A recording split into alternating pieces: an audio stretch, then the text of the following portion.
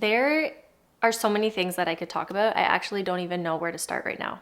Like, how honest do you guys want me to get here? Because I could get real. I could get real. I just want to give you guys the honest truth about life with 4 kids, what it's actually like. Why can't people just say it how it is, you know? So I want to be that person. I want to tell you the truth and tell you what you can expect and just be real, because I wish somebody was real with me.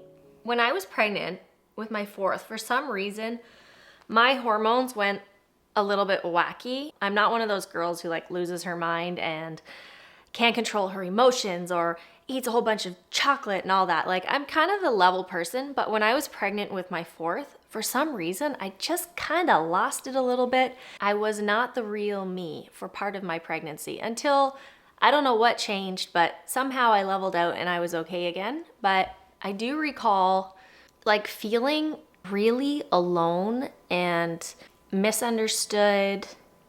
Oh boy, we're going there already. Okay. My 4th pregnancy was not easy.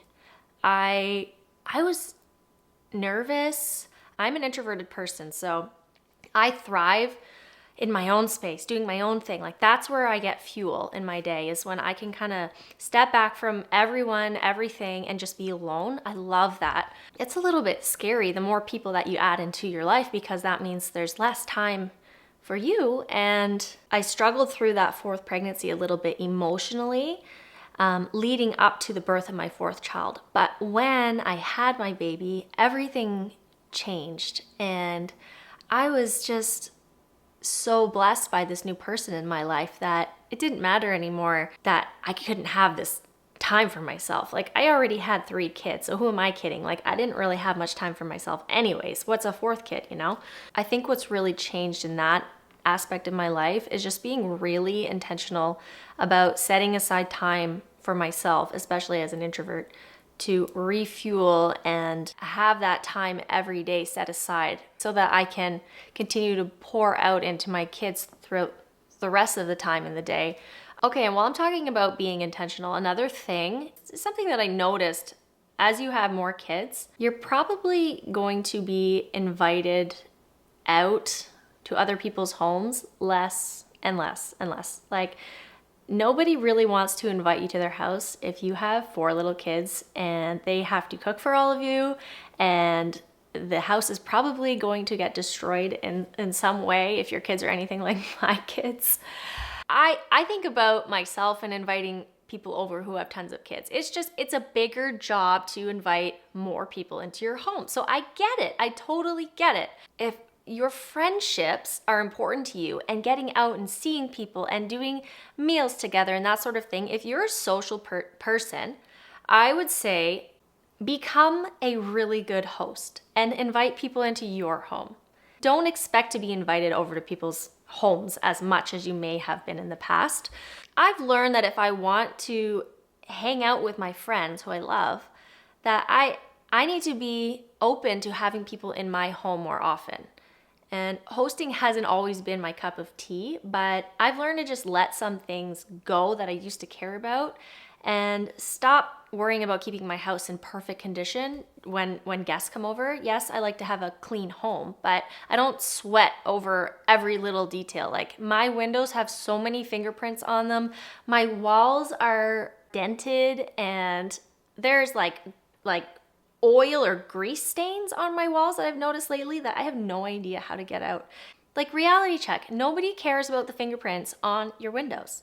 Like, if that is stopping you from having people into your home, you gotta let it go. And with that being said, you might have some really clean friends like I do, and it's a little bit intimidating going over to their homes and seeing how perfect and pristine everything is, and then coming back to your own home and suddenly you're like trying to scrub every mark off of the floor and the couch. And you don't have to be that way, and you kind of just have to let it go when you have multiple kids, because kids are messy and they're not thinking about eating a slice of pizza and then jumping on the couch. Like, it doesn't matter to them that their fingers are now going to stain everything. So you're going to lose your mind if you're just constantly thinking about keeping everything clean, especially if you're going to be having people over. You just gotta let some things go, and you don't have to have a perfect home to have people over, is what I'm trying to say. It doesn't have to be such a big deal. And while I'm on the subject of letting things go, that is probably the main thing that I've learned now as a mom of 4. You can't do it all. It's impossible. Your house cannot be clean all of the time. The laundry will never be done. Like, it will never end. And I hate to be the bad guy to tell you this, but it's the truth. It's just never going to end. But something that I've changed now as a mom of 4, and you guys might think I'm crazy, but I'm telling you, this has changed my life. Okay, I can't believe I'm talking about this. I cannot believe I'm actually sharing this detail about my life because it's kind of embarrassing. I stopped folding my laundry. Like, I rarely fold my laundry now. I literally just get it in the wash, get it in the dryer, throw it in the laundry basket, and get it in the right drawer. Like, that's all I care about. Because if I am folding every piece of laundry, putting it in my kids' drawers like I see on Instagram and Pinterest and YouTube, like all these perfect moms, oh my gosh, it's just impossible, because I would be doing all of that, which I have in the past, and then my kids are gonna go in and they're gonna rip through the whole drawer and like throw it all on the ground after I just spent all of this time, and then I'm gonna be angry because I just worked for God knows how long to like get all these clothes folded. This actually changed my life. Why would I invest all of this precious time on folding every piece of clothing? If we had something important where my kids should look decent, I'm just gonna iron their clothes then, or I'll make sure I fold the clothes at that day. You know what I mean? It's as long as everything is put in the right drawer and the drawer's closed, nobody else can see it, it's done, right? Okay, practical tip. Thought I would share that with you in case it helps somebody. Okay, something else that I've learned and that I've stopped doing now as a mom of 4. I've stopped correcting my kids over every little thing that they do wrong. Okay, and let me explain why. As a mom of 1, even a mom of 2, and I see this in new moms all the time, but I don't say anything to them because that used to be me. It really was. Every time my kids would do something that was wrong, even as like little toddlers, let's say they took a toy from another kid, okay? I would be all over them.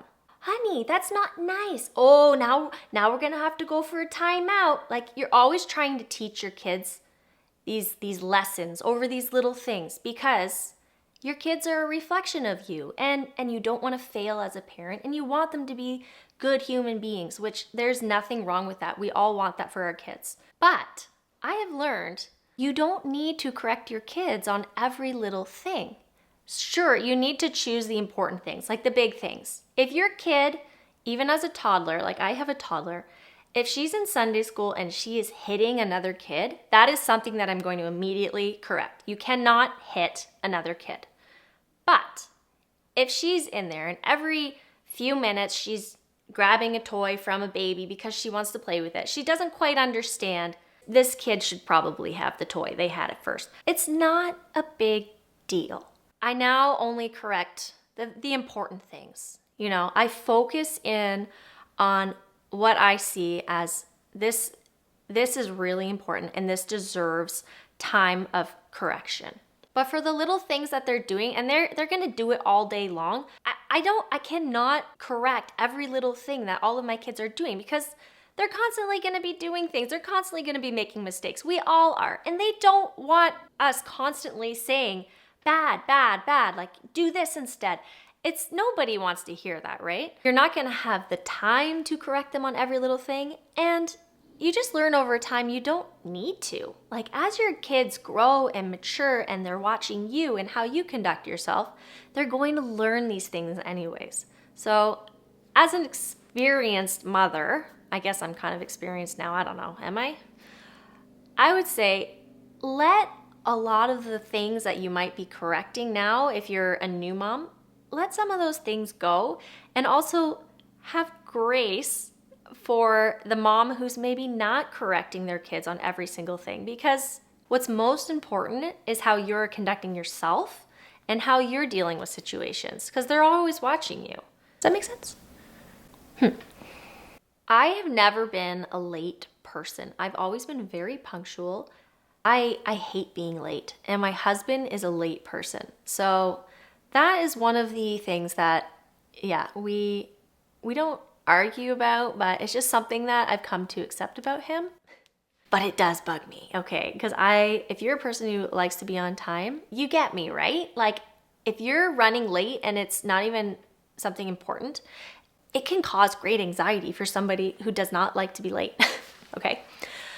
But now that I have 4 kids, it is like a huge accomplishment if I'm on time. Like, I have to pat myself on the back if I make it somewhere on time, because it is a chore getting out the door. Oh my goodness.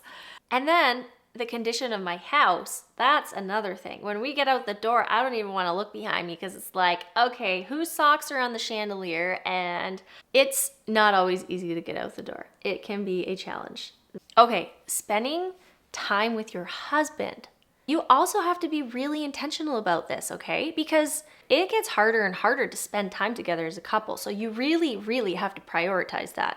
The more kids that you have to be really intentional and prioritize your time with your spouse. Don't make it all about the kids. At least I don't. They don't need a lot to be happy. They want stability in their home. They want to see their parents in happy marriage. So in our home, we more so prioritize that stuff rather than all of the extracurriculars. We're picky on what activities we choose for our kids to do.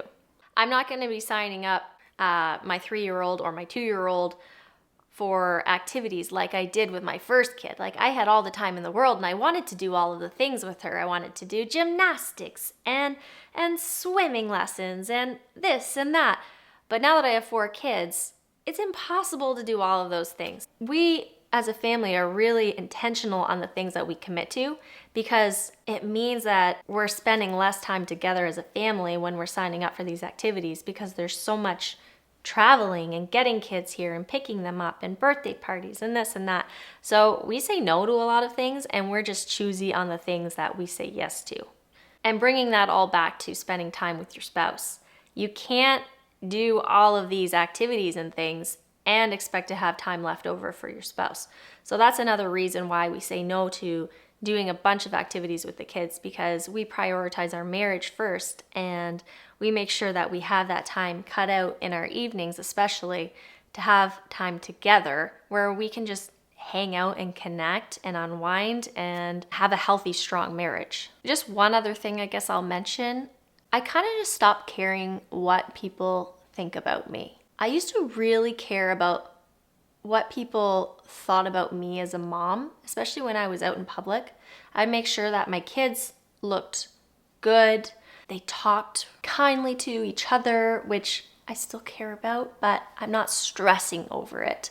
Like, one thing that I stopped caring about, my 2-year-old hates shoes and socks. She just hates them. It is like this battle to get socks and shoes on her feet every single day.